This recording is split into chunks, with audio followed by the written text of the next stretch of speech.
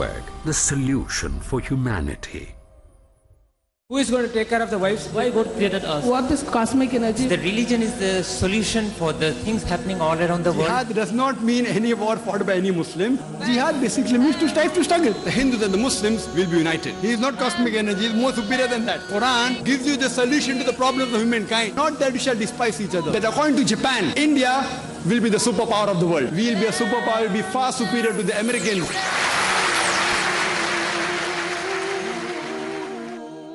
Alhamdulillah. Wassalatu wassalam. Al-Rasulillah wa ala alihi wa sahbihi ajmain. Amma ba'd. A'udhu billahi minash shaitanir rajim. Bismillahir rahmanir rahim. Wa man ahsanu qawlan mimman da'a ila Allahi wa amila salihan wa qala innani minal muslimin. Rabbi shrah li sadri wa yassir li amri wahlul 'uqdatam min lisani yafqahu qawli. আপনাদের স্বাগত জানাচ্ছি Islamic সম্ভাষণে। আসসালামু আলাইকুম ওয়া রাহমাতুল্লাহি ওয়া বারাকাতুহু। আল্লাহর দয়া, শান্তি ও রহমত আপনাদের সবার উপরে বর্ষিত হোক। ইসলাম ও কম্পারেটিভ রিলিজিয়নের উপর যে কোনো প্রশ্ন আপনারা আমাকে করতে পারেন। হ্যাঁ ভাই, আমি একজন হিন্দু। এখন আমরা সবাই এক একজন ঈশ্বরের উপাসনা করি। আবার বলবেন? আমি তো একজন হিন্দু, সবাই আলাদা ঈশ্বরের উপাসনা করি, আমরা তাকেই মানি। আমাদের মধ্যে কোনো বিরোধ নেই যে আপনি অন্য কোনো ঈশ্বরের উপাসনা করেন, এটাতে আমাদের কোনো আপত্তি নেই। আপনারা মনে প্রাণে তাকে মানেন, এটাই আমরা দেখছি। এখন আমাদের ফিলোসফির কথায় যে কোনো একজন মানুষ, আপনি বললেন যে মোহাম্মদ পয়গম্বরের উপর আর কেউ নেই আপনার হিসাবে, কিন্তু আমাদের ফিলোসফির মত অনুযায়ী যে কোনো মানুষ ওই স্তরে পৌঁছাতে পারে। এখন আপনি কি বলবেন? আপনি কি সেই স্তরে পৌঁছেছেন? ভাই, আপনি প্রশ্ন করলেন যে আপনি একজন হিন্দু, আপনাদের উপাসনা ধারণাটা আলাদা, কোনো কিছুতে আপনার সমস্যা নেই যদি মনে প্রাণে সেটা করে থাকেন। মন দিয়ে করলে সমস্যা নেই, মন দিয়ে করব, তবে সঠিক কাজটা করব। আমি মন দিয়ে চুরি করলে তখন কি আপনার সমস্যা নেই? মন দিয়ে করব, তবে সঠিক কাজটা করব। তাই তো করব। হ্যাঁ, আমিও তো সে কথাই বলছি আপনাকে। কি করবেন? পূজা করবেন। এখন কার পূজা সেটাই গুরুত্বপূর্ণ। কেন করব, কার পূজা আর কিভাবে করব, বুঝতে পারলেন? তাহলে আপনি মন দিয়ে করবেন, তবে সঠিক কাজ করবেন। মন দিয়ে করাটাও গুরুত্বপূর্ণ, অবশ্যই গুরুত্বপূর্ণ, তবে সেই সাথে কার পূজা করছি, কেন করছি সেটাও গুরুত্বপূর্ণ। এখন বললাম যে আমি মন দিয়ে চোরের পূজা করব, আপনি কি মানবেন?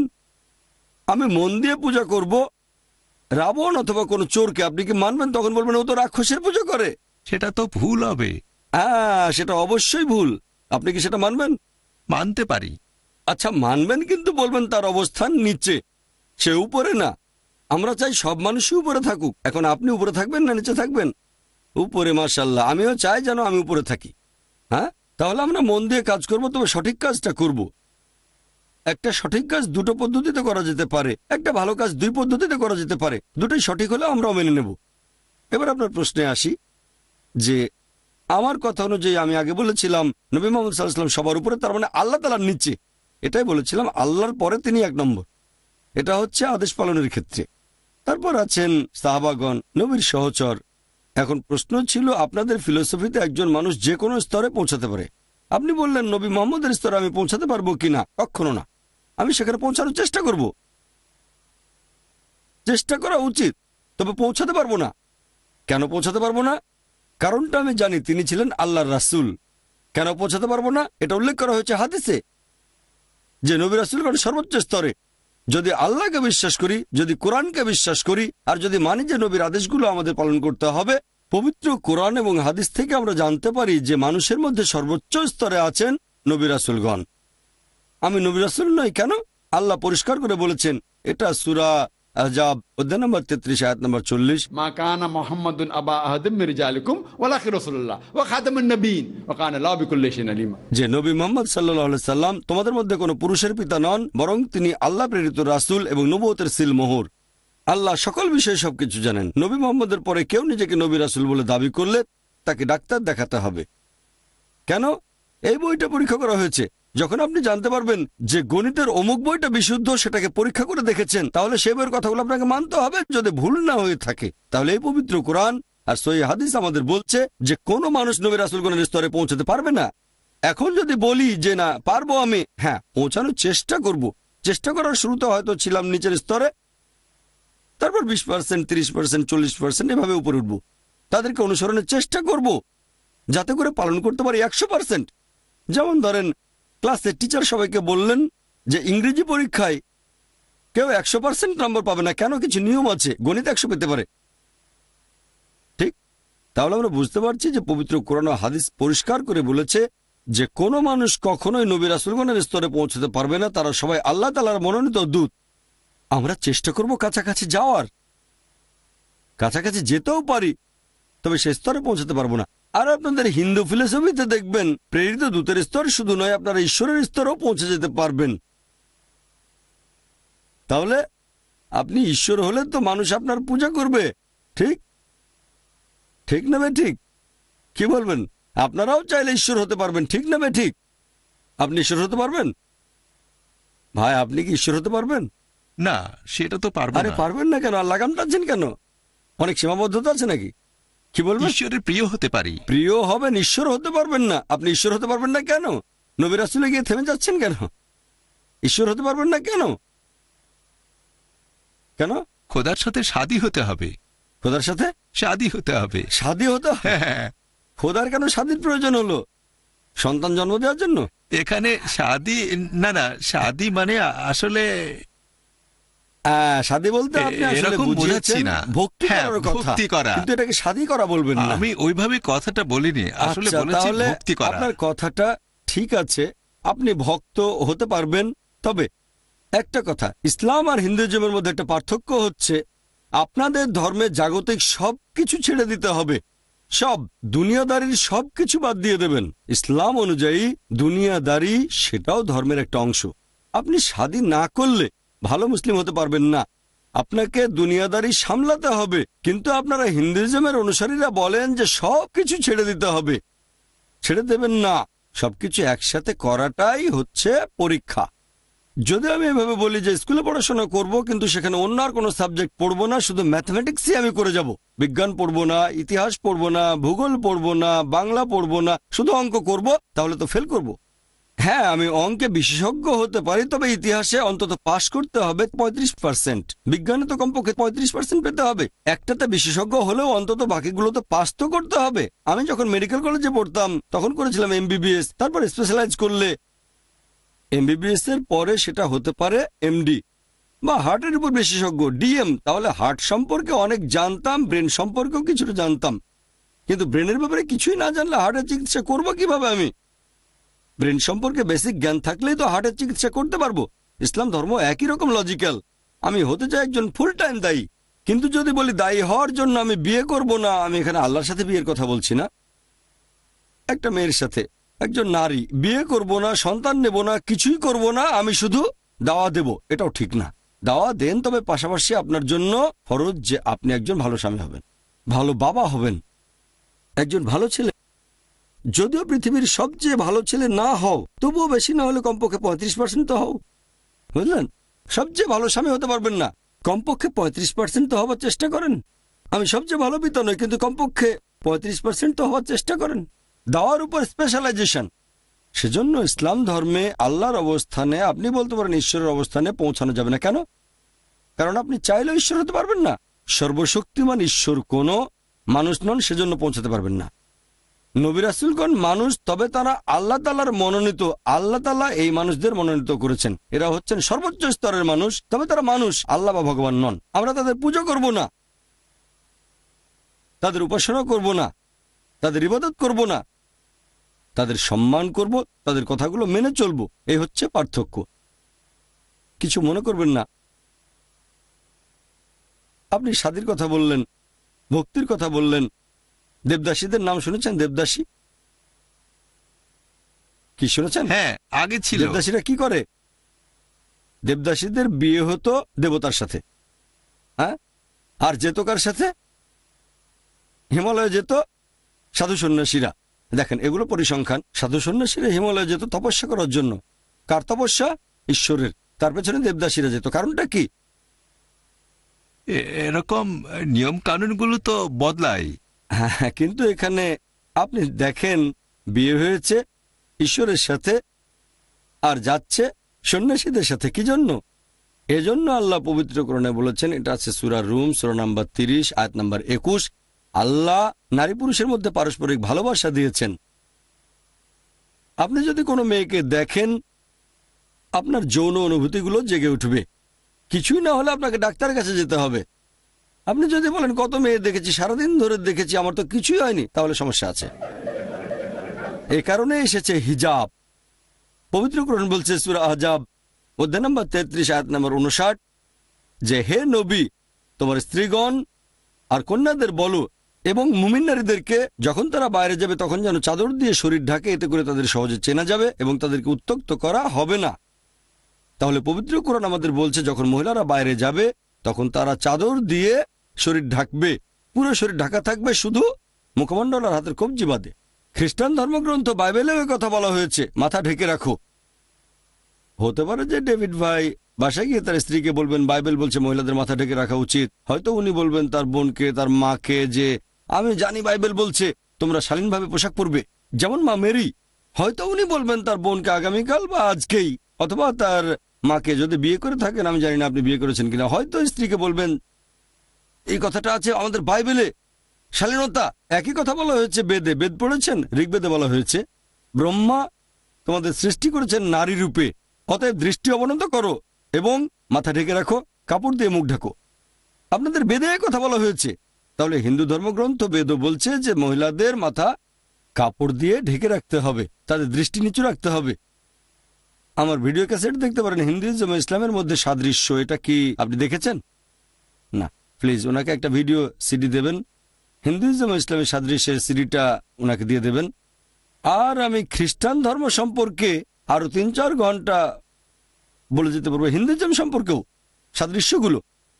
আমরা কোন জিনিসগুলো মেনে চলবো, যেগুলোতে পার্থক্য সেগুলো পরে। দেখেন ভাই, আপনারা দুজনেই, পবিত্র কোরআন বলছে সূরা আলে ইমরান অধ্যায় 3 আয়াত নম্বর 64, এসো সেই কথায় যে তোমাদেরও আমাদের মধ্যে এক। দেখেন, তর্ক করব না।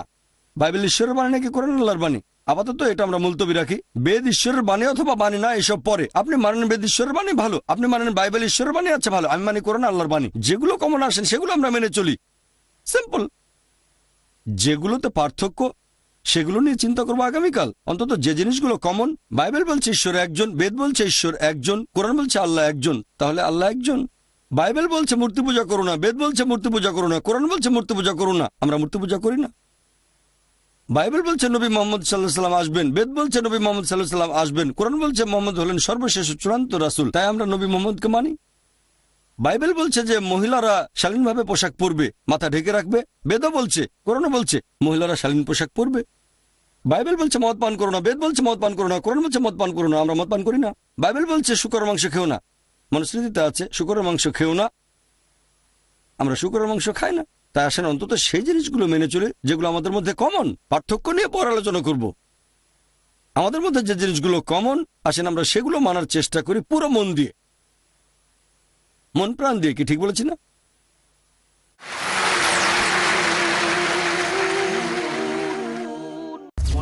What would you recommend? Peace TV presents What What do you have to say about Learning the Wise Way. What would you recommend us to take as career? After we pass our school, so what exactly we should do? what do you have to say about pursuing two fields together? Ideas brilliant. Strategy sustained. The best profession is a profession of a person who invites people to Allah subhanahu wa ta'ala. Avail the opportunity with Dr. Zakir. Depending upon what is the interest. But the main aim should be to spread the message of Allah subhanahu wa ta'ala. To implement the convincing Islamic come educational formula to excel in your career. দেখুন Career Guidance প্রতি রবিবার রাত 7:30টায় আর পুনঃ সম্প্রচার সকাল 9:30টায় বাংলাদেশে piece TV বাংলায়। إنه من يشرك بالله فقد حرم الله عليه الجنة ومأواه النار নিশ্চয়ই যে আল্লাহর সাথে শিরকে লিপ্ত হয় আল্লাহ তার জন্য জান্নাতকে হারাম করে দেন এবং জাহান্নাম অবধারিত করে দেন। শহীদুল্লাহ খান মাদানী। জান্নাতে যাওয়ার এবং জাহান্নাম হতে বাঁচার একটি মাত্র পথ, তাওহীদ। আল্লাহ সুবহানাহু ওয়া তাআলার তাওহীদ জানার জন্য দেখুন আমার ধারাবাহিক দার্স কিতাবুত তাওহীদ। দেখুন কিতাবুত তাওহীদ পরবর্তী অনুষ্ঠান পিস টিভি বাংলায়।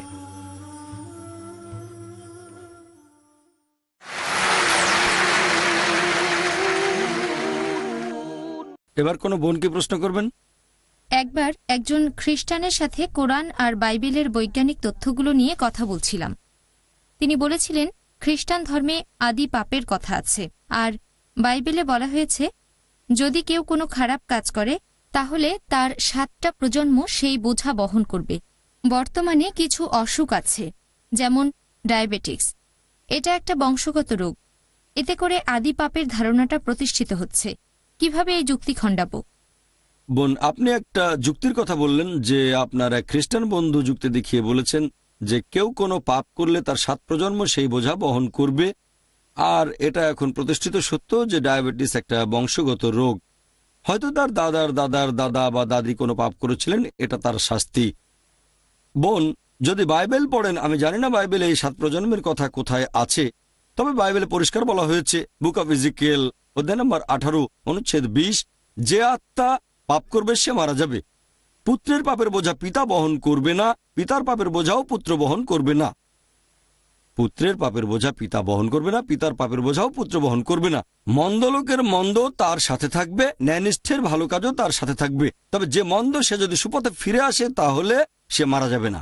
তাহলে বাইবেল বলছে যে আত্মা পাপ করবে সে মারা যাবে, যে লোকটা পাপ করবে সে তার জন্য দায়ী থাকবে। কোরআন একই কথা বলছে। কোরআন বলছে একজনের পাপের বোঝা কখনো আরেকজন বহন করবে না, একজনের পাপের বোঝা আরেকজন বহন করবে না। একই কথা বাইবেলে আছে, যে আত্মা পাপ করবে সে মারা যাবে। পুত্রের পাপের বোঝা পিতা বহন করবে না, পিতার পাপের বোঝা পুত্র বহন করবে না। তার মানে বাবা কোনো পাপ করলে ছেলে তার জন্য কোনো শাস্তি পাবে না, ছেলে বাবার পাপের শাস্তি পাবে না, বাবাও তার ছেলের পাপের জন্য কোনো শাস্তি পাবে না। মন্দ লোকের মন্দ তার সাথেই থাকবে, ন্যায়নিষ্ঠের ভালো কাজও তার সাথেই থাকবে। তবে সে যদি ফিরে আসে অর্থাৎ অনুতপ্ত হয় তাহলে সে মারা যাবে না, তার মানে সে পুরস্কার পাবে। বাইবেলের এই কথার ভিত্তিতে আমি জানি না বাইবেলের 7 প্রজন্মের কথাটা কোথায় আছে, এই কথার ব্যাপারে রেফারেন্স দিচ্ছি। ঠিক, তাহলে বাইবেলের কথা অনুযায়ী আদি পাপ বলে কিছু নেই, এই ধারণা সৃষ্টি করেছে চার্চ। বাইবেলে কথা বলছে না, এই ধারণা বাইবেল থেকে আসেনি। চিন্তা করেন, বেশিরভাগ খ্রিস্টান বলে, বাইবেল বলছে না, খ্রিস্টানরা বলে যে আদম আর হাওয়া আলাইসাল্লামকে নিষিদ্ধ ফল খেতে বারণ করা হয়েছিল। হাওয়া আদমকে প্ররোচিত করেন, দুজনেই সে নিষিদ্ধ ফল খেলেন, তাই হাওয়ার অপরাধটা বেশি। আদমও নিষিদ্ধ ফল খেয়েছিলেন। এখন আদম আলাইসাল্লামকে আমাকে জিজ্ঞেস করে ফল খেয়েছিলেন? যদি আমাকে জিজ্ঞেস করতেন তারপর আল্লাহ আমাকে দায়ী করতেন, সেটা হতো লজিক্যাল। আদম আলাইসাল্লাম আমার দাদার দাদার দাদার দাদা, একেবারে প্রথম পূর্বপুরুষ, তিনি আমাকে জিজ্ঞেস করেননি। এখন মনে করেন আমার বাবা, দাদা দাদার কথা বাদে দিলাম, আমার বাবা একটা খুন করলো, পুলিশকে আমাকে ধরবে না? আদি পাপ। এখন খ্রিস্টান দেশগুলোতে যদি বাবা খুন করে তাহলে ছেলেকে মৃত্যুদণ্ড দেওয়া উচিত। ঠিক না বে ঠিক? ঠিক না বে ঠিক? ঠিক, ছেলেকে মৃত্যুদণ্ড দেওয়া উচিত। এমন কোন দেশ আছে? তাহলে যেসব দেশ খ্রিস্টান ধর্মের কথা বলে আর খ্রিস্টান আইন মেনে চলে, সেখানে ছেলেকে মৃত্যুদণ্ড দেওয়া উচিত। কিন্তু এরকম কোথাও পাবেন না। এরকম কোনো আইন দেখেছেন? এটা অযৌক্তিক। যদি আমার বাবা কোনো ভুল করে থাকে তাহলে ওই ভুলের জন্য দায় থাকবে বাবা। হ্যাঁ, আমি যদি খুন করতে সাহায্য করি তারপর পুলিশ আমাকে ধরলো, ঠিক আছে। তাহলে এখন আমার দাদার দাদার দাদা প্রথম পুরুষ আদম আলাইসাল্লাম নিষিদ্ধ ফল খেয়েছেন, আমাকে জিজ্ঞেস করেননি। যদি আপনার বন্ধুকে জিজ্ঞেস করে থাকেন তাহলে আপনার বন্ধু দায়ী হবেন, তবে আমাকে জিজ্ঞেস করেননি। এরপর আপনি বললেন বিভিন্ন অসুখের কথা, এজন্য আপনার বন্ধু বলেছিলেন আমরা এখানে দেখি যে ডায়াবেটিস বংশগত। হ্যাঁ, আমি একজন মেডিকেল ডাক্তার, আমি প্র্যাকটিস করাটা ছেড়ে দিয়েছি। এখন সত্য আমি প্রচার করি, সত্যের বাণী প্রচার করছি। আমরা জানি মেডিকেলি যে ডায়াবেটিস বংশগত রোগ, এটা আসে জিনের মাধ্যমে। সেজন্য আপনার বন্ধু এরকম বলেছিলেন, আমরা জানতে পেরেছি যে অমুক লোক ওই পাপটা করেছিল, তাই অসুখ হয়েছে। প্রথমত এটা বাইবেল দিয়ে প্রমাণ করা যাবে না। আর দ্বিতীয়ত, পাপ যদি বংশগত হয় তার মানে আমাদের মেনে নিতে হচ্ছে আমাদের সব কাজে। আমরা জানি আমাদের আশেপাশে অনেকে স্মাগলার, কেউ ধর্ষণকারী সন্তান হলো বুদ্ধিমান। এখন কি বলবেন যেহেতু বাবা ধর্ষণ করেছে বা স্মাগলিং করেছে সেজন্য তার সন্তান বুদ্ধিমান হয়েছে, এরকম নাকি? কি বলবেন? না। যদি দাদার দাদা কোনো পাপ করে থাকেন, আমি শাস্তি পাচ্ছি, এখন দাদার দাদা ভালো কাজ করলে তো আমার পুরস্কারও পাওয়া উচিত, কি বলেন? আর আমরা অনেক সময় এরকম দেখি যে বাবা লোকটা একেবারেই অমানুষ, নিষ্ঠুর, তারপরে সন্তান খুব ভালো। এগুলো সব হচ্ছে বিভিন্ন রকম মেডিকেল রোগ। আরেকটা জিনিস, ইসলাম ধর্মে কেউ বেহেশতে যাবে কি যাবে না সেটা তার ডায়াবেটিস থাকা না থাকার উপর নির্ভর করবে না। যার ডায়াবেটিস হয়েছে সে বেহেশতে যেতে পারে, আবার দোজখেও যেতে পারে। যার ডায়াবেটিস নেই সে লোকও বেহেশতে যেতে পারে বা দোজখেও যেতে পারে। বেহেশত বা দোজখে যাওয়ার মানদণ্ড ডায়াবেটিস নয়। এই পৃথিবী একটা পরীক্ষা। আল্লাহ পবিত্র কোরআনে বলেছেন, সূরা মুলক অধ্যায় নম্বর 67 আয়াত নম্বর 2, আল্লাহ সৃষ্টি করেছেন মৃত্যু ও জীবন যাতে পরীক্ষা করতে পারেন তোমাদের মধ্যে কাজে কে উত্তম।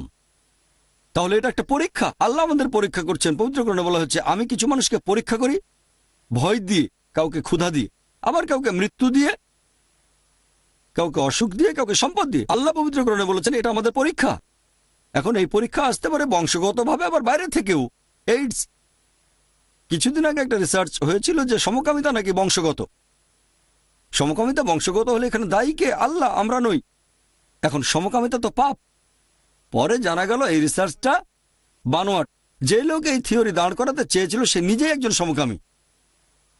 দেখেন, সমকামিতা একটা পাপ, ডায়াবেটিস হওয়াটা পাপ নয়। সমকামিতা যদি বংশগত বলে প্রমাণিত হতো তাহলে সমস্যা হতো, ঠিক? কারণ সমকামিতা একটা পাপ, ডায়াবেটিস হওয়াটা পাপ নয়। মিথ্যে বলা বংশগত হতে পারে না। যদি প্রমাণিত হয় চুরি করাটা বংশগত, তাহলে চুরি তো আমার জিনে, এর জন্য দায়ী কে? আমার বাবা। মানুষের কোনো পাপই বংশগত নয়। অসুখ হওয়াটা পাপ নয়। অসুখ হচ্ছে এক ধরনের পরীক্ষা। আল্লাহ পরীক্ষা করছেন, ঈশ্বর পরীক্ষা করছেন। এখন এই রোগ হয়েছে, এরপরও কি আল্লাহকে বিশ্বাস করবেন? ডায়াবেটিসের জ্বালায় তো মরে গেলাম, আল্লাহ আবার কে? ননসেন্স, মানেই হয় না। আল্লাহ এভাবে পরীক্ষা করছেন, বিপদ দিয়ে, পুরস্কার দিয়ে, শাস্তি দিয়ে। এগুলো পরীক্ষা। এই পরীক্ষার উপর ভিত্তি করে তিনি নম্বর দিচ্ছেন, আর শেষ বিচারের দিনে তিনি মালিক ইয়াউমিদ্দিন, তিনি শেষ বিচারের দিনের মালিক। সেখানকার নম্বরের ভিত্তিতে আপনি পাস বা ফেল করে যাবেন বেহেশতে বা দোজখে। আশা করি উত্তরটা পেয়েছেন। হ্যাঁ ভাই। আমার এক বন্ধু হিন্দু ধর্মের অনুসারী, তাকে বলেছি যে তাদের ঈশ্বর পাথর, গাছ বা সূর্য নয়। তারপর সে প্রশ্ন করেছে, তোমরা কেন কাবার দিকে শুধু সেজদা করো, অন্যদিকে সেজদা করো না কেন? ভাই, আপনি প্রশ্ন করলেন যে এক কথায় ইসলাম ধর্মে যদি মূর্তি পূজা নিষিদ্ধ হয়ে থাকে, পাথর মূর্তি ইত্যাদি উপাসনা নিষিদ্ধ, তাহলে আমরা কাবার সামনে সিজদা করছি কেন? আমরা কি কাবার উপাসনা করছি শুধু একটা দিকেই কেন? তার মানে কি আমরা কাবার ইবাদত করছি? প্রশ্নের উত্তরে বলবো, আর এটা খুবই কমন প্রশ্ন, যে কোনো মুসলিম কখনোই কাবার ইবাদত করে না। কাবা হচ্ছে আমাদের কিবলা, আমাদের সিজদার দিক। আর আমরা মুসলিমরা একতায় বিশ্বাস করি। যখন আমরা নামাজ আদায় করি, পবিত্র কোরআন বলছে সূরা বাকারা অধ্যায় নম্বর 2 আয়াত নম্বর 144 যে তোমরা যেখানেই থাকো কাবার দিকে ফিরে সিজদা করো, সেটাই আমাদের কিবলা। ধরেন আপনি যদি এখানে নামাজ আদায় করেন, এই হলের মধ্যে কেউ উত্তর দিকে মুখ করে দাঁড়াবে, কেউ দক্ষিণ দিকে, কেউ পূর্ব দিকে, আবার কেউ পশ্চিম দিকে। তাই একতার জন্য পৃথিবীর সব মুসলিম একদিকে ফিরে নামাজ পড়ি, সেটা হচ্ছে কাবা আমাদের কিবলা। কাবার উত্তর দিকে থাকলে দক্ষিণে মুখ ফেরাবো, যদি দক্ষিণে থাকি উত্তরে মুখ ফেরাবো, যদি পশ্চিমে থাকি পূর্বে, পূর্বে থাকলে পশ্চিমে। আর যদি ভালো করে দেখেন, প্রথম যে লোকটা পৃথিবীর মানচিত্র এঁকেছিলেন তিনি একজন মুসলিম, নাম আল ইদ্রিসি, 1154 খ্রিস্টাব্দে। তখন পৃথিবীর মানচিত্র আঁকার সময় দক্ষিণ মেরু ছিল উপরে, উত্তর মেরু ছিল নিচে, আর কাবা ছিল মাঝখানে। পরবর্তীতে পশ্চিমারা মানচিত্র আঁকলো, তারা পৃথিবীর মানচিত্র উল্টে দিল। এবার উত্তর মেরু উপরে আর দক্ষিণ মেরু নিচে, তারপরে কাবা মাঝখানে, আলহামদুলিল্লাহ। এছাড়াও আমরা যখন যাচ্ছি হজে বা উমরায়, যখন মক্কা শহরে যাই, তখন আমরা তাওয়াফ করি, কাবা শরীফের চারপাশে প্রদক্ষিণ করি। আমরা তাওয়াফ করি কারণ এটা আল্লাহ সুবহানাহু ওয়া তাআলার একটা আদেশ আর আমাদের নবী মুহাম্মদ সাল্লাল্লাহু আলাইহি ওয়াসাল্লামের আদেশ। তবে আপনি যদি একটু চিন্তা করেন, আমার যেটা মনে হয় যে প্রত্যেকটা বৃত্তেরই শুধু একটা কেন্দ্র থাকে। তাহলে আমরা যখন কাবার চারপাশে প্রদক্ষিণ করছি তখন সাক্ষ্য দিচ্ছি যে আল্লাহ সুবহানাহু ওয়া তাআলা কেবলমাত্র একজন, সৃষ্টিকর্তা একজন। আর ইসলামের দ্বিতীয় খলিফা হযরত ওমর রাদিয়াল্লাহু আনহু একবার বলেছিলেন, এটা আছে সহিহ বুখারীতে খণ্ড নম্বর 2, সেটা হজ অধ্যায় নম্বর 56, হাদিস নম্বর 675। দ্বিতীয় খলিফা হযরত ওমর রাদিয়াল্লাহু আনহু বলেছেন যে আমি এই কালো পাথরকে চুমু দিচ্ছি কারণ আমি নিজে দেখেছি নবীকে চুমু দিতে, তা না হলে এই কালো পাথর আমার কোনো উপকার করবে না বা কোনো ক্ষতিও করতে পারবে না। তাহলে এই কথাটা যে কালো পাথর আমার কোনো উপকার করবে না অথবা আমার কোনো ক্ষতিও করতে পারবে না, এটাই প্রমাণের জন্য যথেষ্ট যে কোনো মুসলিম কখনোই কাবার ইবাদত করেনি। আর এছাড়াও আমি আরও একটা যুক্তিসঙ্গত উত্তর দিতে পারি, সেটা যে আমাদের প্রিয় নবীর সময়ে তার সাহাবাগণ, তাদের মধ্যে অনেকেই কাবার উপরে দাঁড়িয়ে নামাজের জন্য আজান দিয়েছেন, নামাজের জন্য আহ্বান করেছেন। এখন কোনো মূর্তি পূজারী তার উপাসনার মূর্তির উপরে কখনো উঠে দাঁড়াবে না। এটা দিয়েই প্রমাণ করা যায় যে আমরা মুসলিমরা কাবার ইবাদত করি না, এটা শুধুমাত্র আমাদের একতার জন্য, এটা আমাদের কিবলা যখন আমরা নামাজ আদায় করি। আশা করি উত্তরটা পেয়েছেন। ওয়া আখিরু দাওয়ানা আলহামদুলিল্লাহি রাব্বিল আলামিন। ইয়া রাব্বু ইন্নাকা আনতাস সালাম মিনকাস সালামু ইলাইকাস সালাম ইয়া রাব্বু ইন্নাকা আনতাস সালাম মিনকাস সালামু إليك السلام لأمرك يرجع أمر الأنام بين يديك قلوب الأنام لأمرك يرجع أمر الأنام بين يديك قلوب الأنام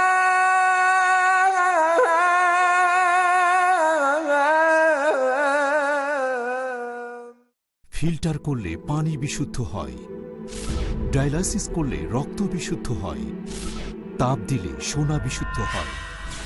আমাদের কষ্টার্জিত টাকা কিভাবে বিশুদ্ধ হবে? আল্লাহ সুবহানাহু ওয়া তাআলা পবিত্র কোরআনে অনেকবার এই কথা বলেছেন, আকিমুস সালাত ওয়া আতুজ যাকাত, অর্থাৎ তোমরা নামাজ আদায় করো এবং যাকাত দাও। যাকাত দিয়ে সম্পদকে বিশুদ্ধ করুন। বর্তমানের এই যুগে ইসলামের বাণী প্রচারের জন্য স্যাটেলাইট চ্যানেল হলো সবচেয়ে সেরা মাধ্যম। পিস টিভিকে সমর্থন করুন। ডোনেশন এবং জাকাত পাঠানোর ঠিকানা IRFI আল Ryan bank, quadrant code 48 Calthorpe road, Birmingham, UK। Post code B151TH। Pound account number 011-32301। Euro account number 011-32302।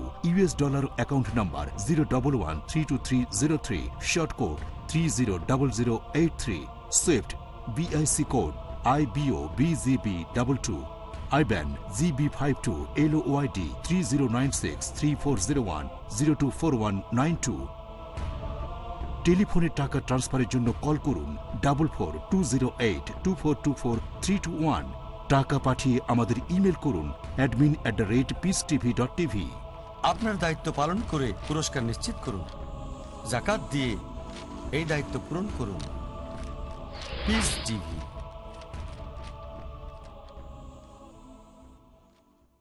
যে ইসলামী পথ ধরে চলে, জুলুম আর বখিলি দুটো জিনিস মানুষকে দিয়ে অনেক করাপশন করিয়েছে।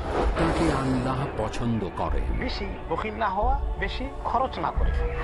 শেখ আব্দুল কাইয়ুম। তাহলে মানুষ হালাক হয়ে যাবে যদি মানুষ শুধু মনের কথায় চলে। মনকে কন্ট্রোল করতে হবে, শরীয়ত দিয়ে তাজকিয়াতুন নফস করে করে ঠিক করতে হবে। যে শুদ্ধ হৃদয়ে ইসলামের পথে চলে, এভাবে মানুষের জীবনের মধ্যে ইনসাফ কায়েম করতে হবে। ইনসাফ কায়েম করাটাকে আল্লাহ তাআলা খুবই পছন্দ করেন।